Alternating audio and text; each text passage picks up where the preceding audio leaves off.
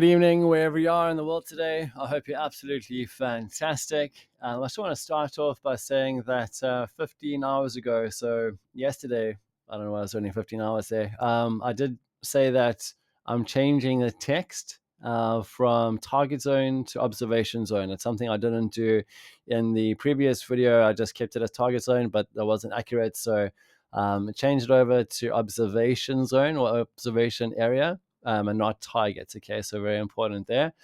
Now that that's covered, let's get that out the way and talk about it. So this observation area was because, as I made mention to yesterday, there was a spike up along here aggressively, which was kind of premature. It was too soon because, as I made mention to, the original target zone was actually out here.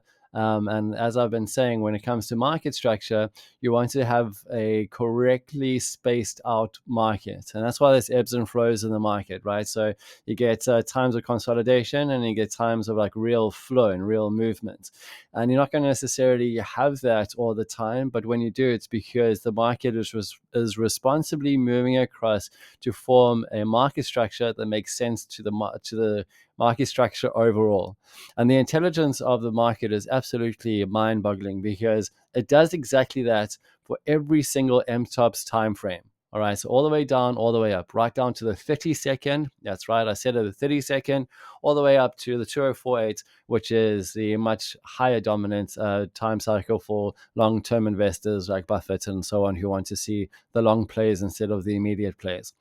All right, so from a time forecasting perspective, oscillator price forecast and support and resistance, our recommendation is let's get rid of this. Before I get rid of this, I want to say that, yeah, at this resistance over here, it did crumble back down to find a new support back here. So we've now changed direction. Okay, so the new support is along this line for now, and this is going to be what we'll be watching for, whether or not it breaks or holds or whatever the case would be over here, and then consider our target. So just with my naked eye, I think I'm going to put my time forecast. You're going to learn how to do time forecasting and price forecasting with accuracy when you take the paid course, or if you're an MTOPS student already, you know how to do this.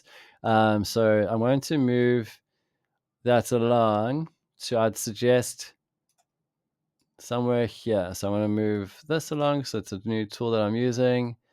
So maybe something to that effect.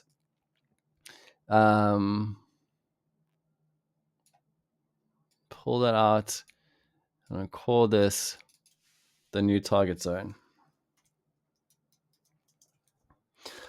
Reason being is I don't necessarily see us having a higher high. So I think overall price is not going to break there. It's not going to be a higher high. So anything above there doesn't really count. And in terms of market cycle overall, you're not going to necessarily see a 20.7 out here. So it's going to be somewhere within this arena. Our first target zone is going to be over here to see whether or not it gets it into it. And then I'll observe from there. And then I'm thinking what might happen is that it's going to form the next high and then move its way down from there. So I think we're entering a downtrend. I know there are guys out there who are, you know what, I have a little fun every once in a while. Why not do it now? Let's go to trading view. Let's see who thinks it's an uptrend. NVIDIA, volatility, oil, BTC is yesterday's cup and handle.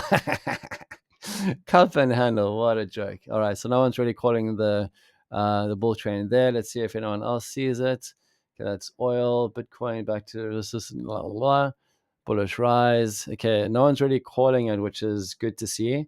Because I think there has been a few that are saying it's going up to 75,000. Right now, I don't see that personally. I think it's not going to break 65 at best. I think it's going to kind of look into turning around somewhere along here.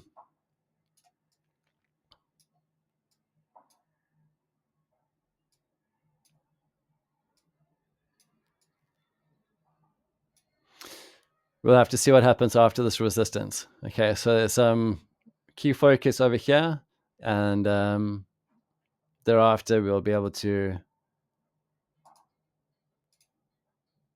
decide what happens next. So I'm just going to write here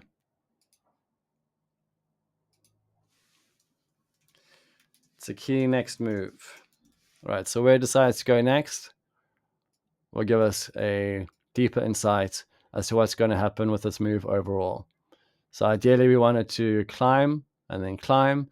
But if it breaks down here, we're going to have to re-evaluate what the overall situation is and then adjust to it. Okay, so during this time, I closed out a good position over here.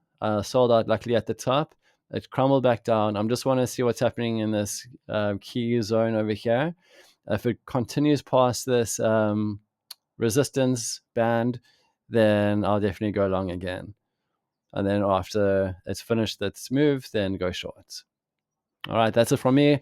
Hope you're having a good time with this awesome education provided to you for free. If you want to learn more, if you want to do the strategy yourself, then reach out to me. I've got exactly what you need.